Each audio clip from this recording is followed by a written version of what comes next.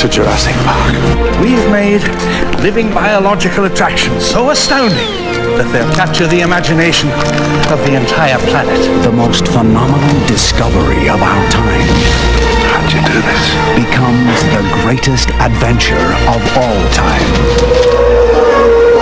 Can I touch it? Universal Pictures presents You feel that? Hold on to your butts.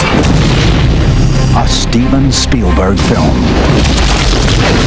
Fences are failing all over the park. Yeah, that's nice. Gotta go. An adventure I can't get Jurassic Park back online. 65 million years in the making. Jurassic Park.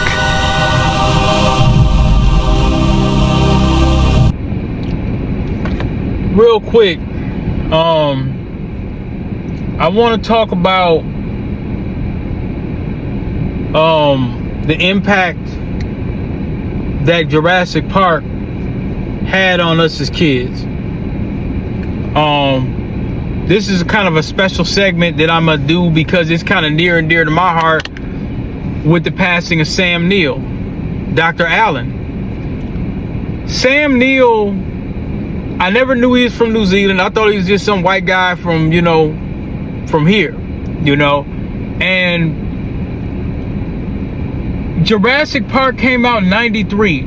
If you guys looked at some of the old Adventures of DP, where I was kind of portraying my pops to bring a VCR combo home, that's what we watched Jurassic Park on. Is that a Game Boy? Game Boy, little man. And this right here, TV with a VCR built in. Comes with the movie. Edward, where exactly did you get all this? Woman, don't pay it, no, never mind. Can we watch it tonight? As soon as I hook... I'm sorry, but my... Jurassic Park was everything as a child that I would have, I was kind of into like dinosaurs and all that kind of stuff, and it was everything that I could have hoped for of science fiction that it could ever be. There was nothing like it. The Land Before Time was a cartoon that came out in '89. The CGI and just the making of it. Graphics. And then one day I got a call from Dennis Murin at ILM, who already had the job of doing Jurassic Park with Phil Tippett. And Dennis said that he thought that he could pull off a full-size dinosaur that would be authentic to the eye. And so he started doing tests. And the first tests he did was a whole herd of Gallimimus, just the skeletal structure of the Gallimimus, running through a still photograph of Hawaii. It was several angles of this. And it was so authentic and smooth, I actually said, well, that's the future.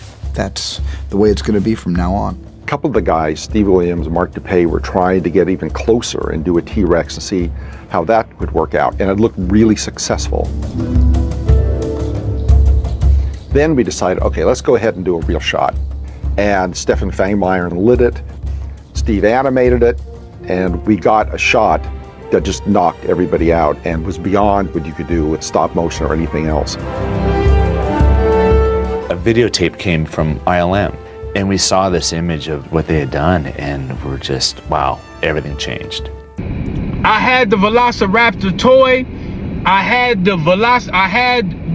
Velociraptor was my favorite choice when it came down to the Jurassic Park game on Sega Genesis, which arguably was better than the one with Super Nintendo.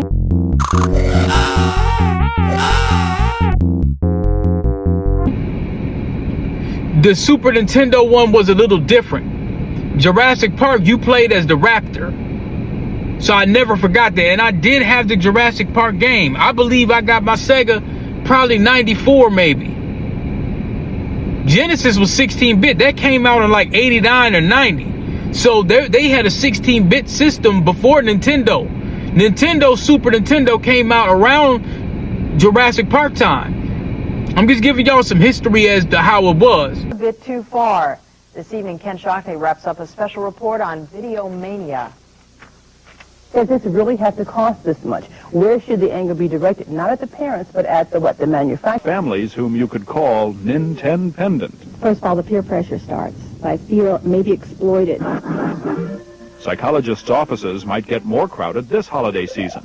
Just in time for Christmas, the Japanese toy maker Nintendo has come out with a new set of electronic video games.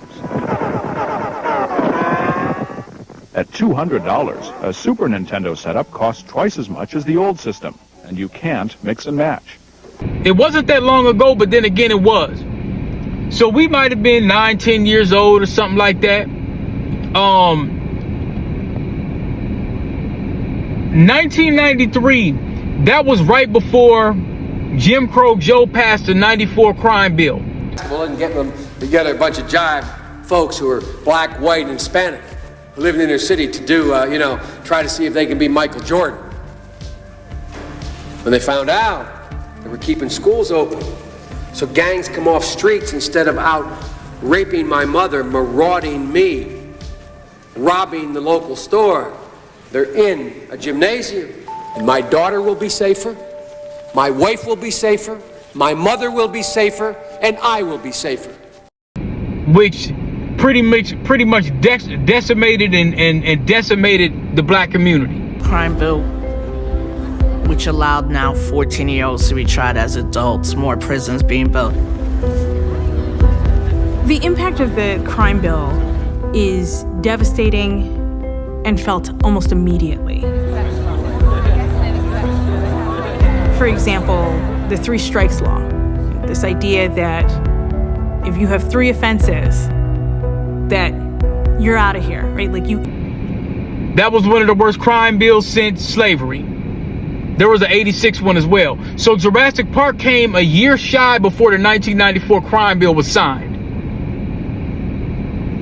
It was also around the time where Minneapolis was called Erder-Appolis with an M. So while we're sitting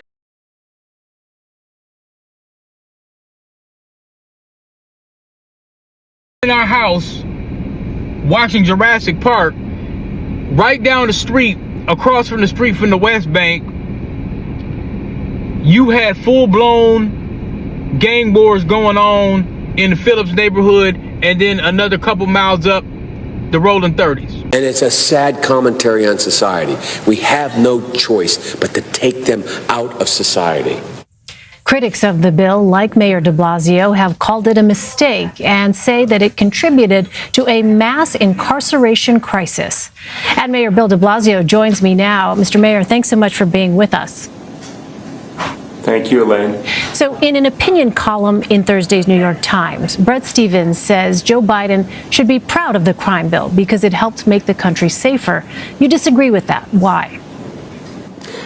Yeah, Elaine, Bret Stephens wrote that column. He couldn't have been more wrong, and he absolutely ignored the hundreds of thousands of Americans unjustly sent to prison for long periods of time, the families torn apart, the effects of mass incarceration we are feeling to this day in New York and all over this country. So now around that time, I might have been a little bit more oblivious to that, because around that, you got to think, in Cedar Riverside, we didn't really have to go over there if we didn't want to. You didn't really have to go over south. You really didn't even have to go over on Franklin if you didn't want to. Your world kind of could revolve around that block if if need be. So I really didn't frequent the Franklin neighborhood too tough. Although I did want to go to the Boys and Girls Club. My parents didn't want me over there because it was too turned up, but I wanted to go. So I'm kind of surprised how I didn't go, but they said the Boys and Girls Club, the Phillips neighborhood was turned. It was super turned, so it was a lot going on. And I think one of the reasons why he didn't want me over there is my dad was used to do painting. So he was painting the house or something like that. He probably did work all around the city, north side. I mean, everywhere he did different work. So some kid probably got unalive. Somebody, so that might have been the reason. You know what I'm saying? So, but one day he came home with a VCR combo. So if you look at the Adventures of DP, I'm gonna try to find that video. He came home with the VCR combo, and basically the VCR combo was about yay high, maybe a little taller, and it was a combo. At one point the remote control stopped working, or either we lost it, or I don't know what happened, but I remember having Batman. One day he brought home Jurassic Park, because we must have been talking about it a lot. Like a VHS tape, that was a big deal. Them tapes wasn't cheap, man. Them tapes was like $14.95 or whatever. Minimum wage probably was like $5, $6 an hour or something. So you work 2 hours to get that tape, you know. 9 times out of 10, my dad didn't get that tape. He probably had it through some scoundrel or some of the people he might have willed and dealed or did whatever the case may be. But we sitting there watching that Jurassic Park, and on this little thing, our eyes was glued. So we had our snacks, and it's a long movie. So we sitting there watching it. I think we watched it twice in the same day. I think we watched it and watched it again. But the most exhilarating part was when Dr. Allen, rest in peace to Sam Neill, when they were in that car and the T-Rex was hopping out the car. When it was kind of stomping, and they showed the making of, the way they did it to make that water shake, to make it look like it was amazing. Even the roar of the T-Rex was an elephant, a lion. They combined a lot of the vocal, the audio. This is groundbreaking stuff I'm telling y'all right here.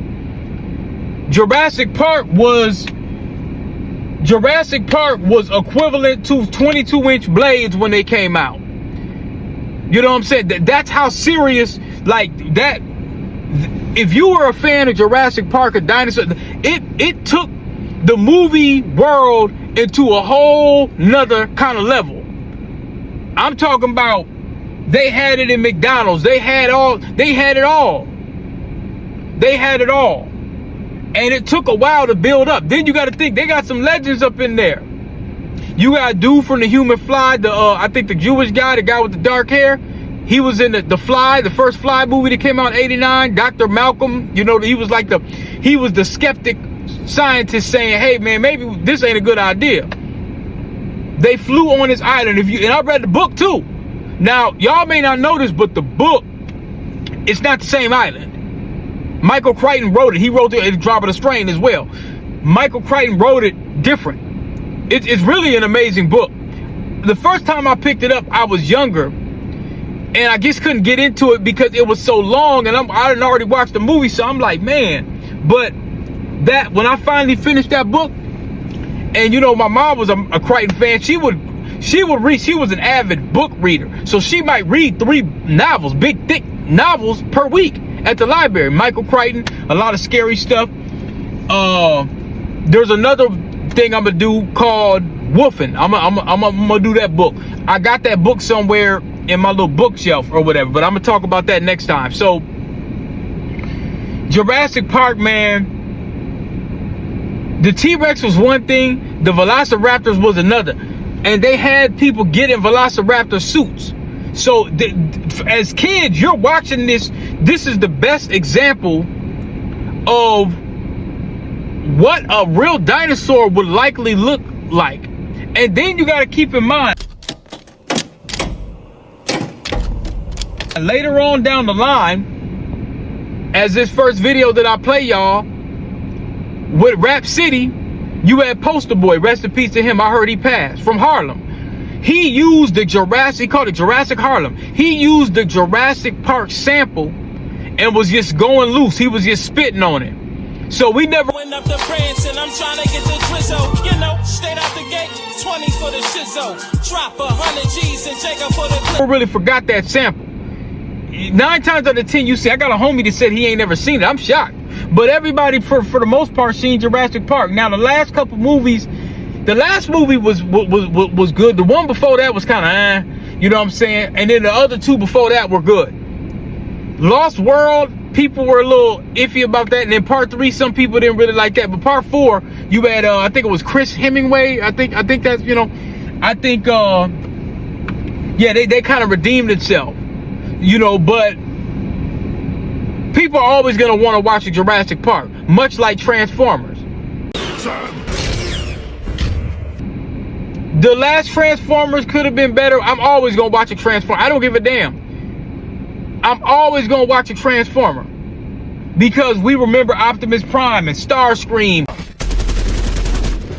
And some dudes even had the little cassette tape with the little boom box. One of the Transformers was a boom box. and you take the tape out and he transforms into like a pterodactyl or something like that. But Starscream was one laying that belt. We always like Starscream the most. Then Starscream was super laying belt. You dig? So,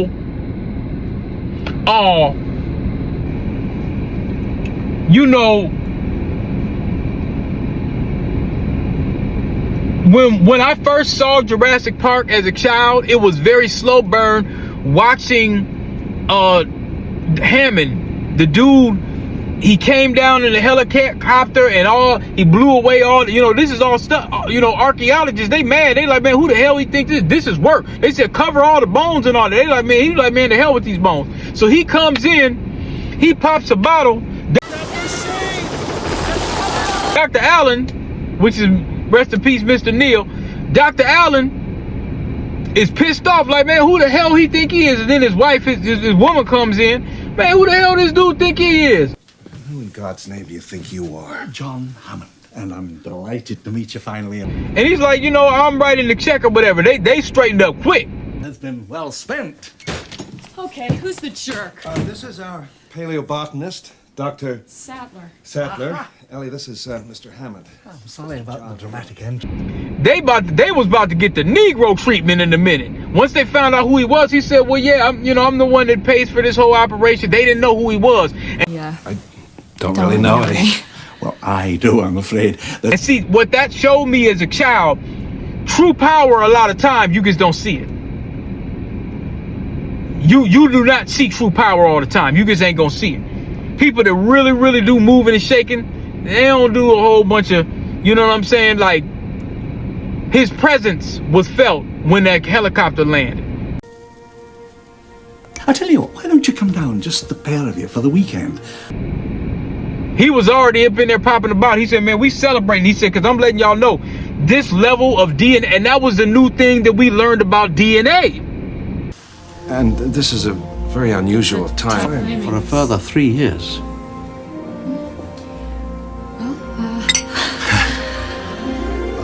Where's the plane? Yeah. Cheers. Okay.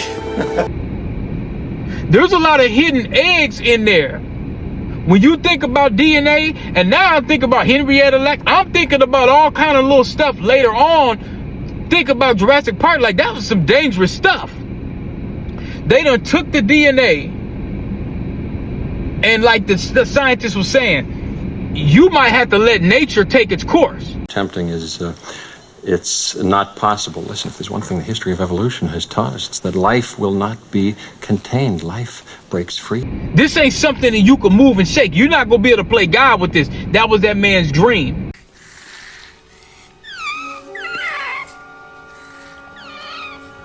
What species is this? And towards the end, you see those pelicans, which would have been pterodactyls, at the very end. So there's a lot of Easter eggs in Jurassic Park if you watch it. But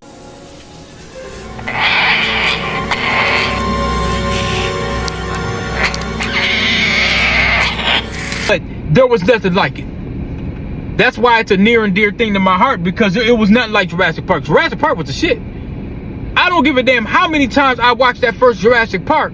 It feels like sometimes I done watched it like I watched it new. I want the tape. I want the tape. The actual damn tape. I want the tape. You see what I'm saying? Not just the DVD. I want the tape. You dig? One of the reasons why it was such a beautiful film, and that kind of inspired me to do some of the music. If y'all look at my playlist, I was going to save it. I'll tell y'all the full story in a minute, but there's a piece of music I'm going to promote. It's completely different than the music that I used to do. So y'all might have heard it already, but I'm going to just go ahead and just put it in here. Man, the music was so beautiful because John Williams was behind it. Raiders of the Lost Ark. I think he did Batman. I'm not sure. That might have been Hans Zimmer or Danny Elfman. I think that was. But I was a big kid in the scores. I listened to all kind of different music. We had Only Built for Cuban Links. And I had Kind of Blue Miles Davis. But then I had Illmatic. and I have Wu-Tang Forever and All Eyes on Me double disc, and then I'd have Tchaikovsky and I'd have Mozart. I used to study my work as a child listening to classical music, and then later on 25, 30 years later found out that it was hella black folks making classical music. As Miles Davis says, hey, I don't call it jazz, it's blues. Black classical music. Jazz is only a white man's word he gave to music that he couldn't play, you know, so we don't use that word. You know, they don't have to learn that, no. You know, real prejudiced white people, they do that. We don't. We study. You know, we go to school now. They have to know something about the synthesizers and forms of music, you know, so it won't be strange when they hear different forms. But as far as the history of jazz, you know, that's like Abraham Lincoln's laws, which are nothing. You know, you make new laws, you know, you learn new music. You know, you don't go back. Anybody can copy. Yeah. But if you get one of the youngsters who's a tremendous player on a synthesizer but knows nothing about Louis Armstrong, Charlie Parker, Dizzy Gillespie, your early music? No. Doesn't matter? They have to take what they hear now.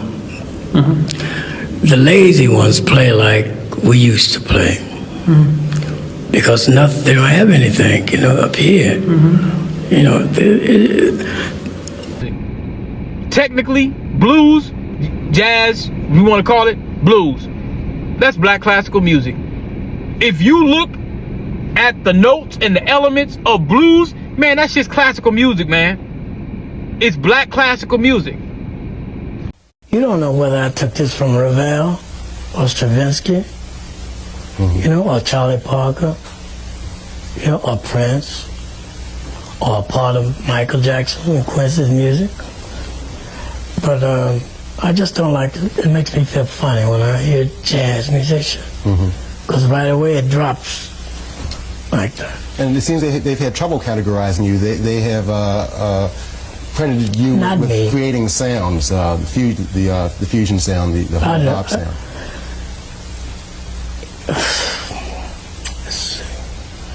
Trying to explain what I mean. When they say jazz musician, right away your salary goes down, you know. In order to play like I do, you have to go through all stages of music. Classical, you know, a lot of nonsense. And you have to know what you want to do. If you have the technique, you can play. It's easier for us to play with a white orchestra than them to play with us, because it's a certain thing in our music that they don't have. So I found out later about Florence B. Price. So it kind of, you got to think, before John Williams, before Hans Zimmer, imagine if Florence B. Price you would have gave her Transformers or Titanic, or you would have gave her Jurassic Park. Man, Florence B. Price, man, would have made that shit crazy. Now, I ain't taking nothing from John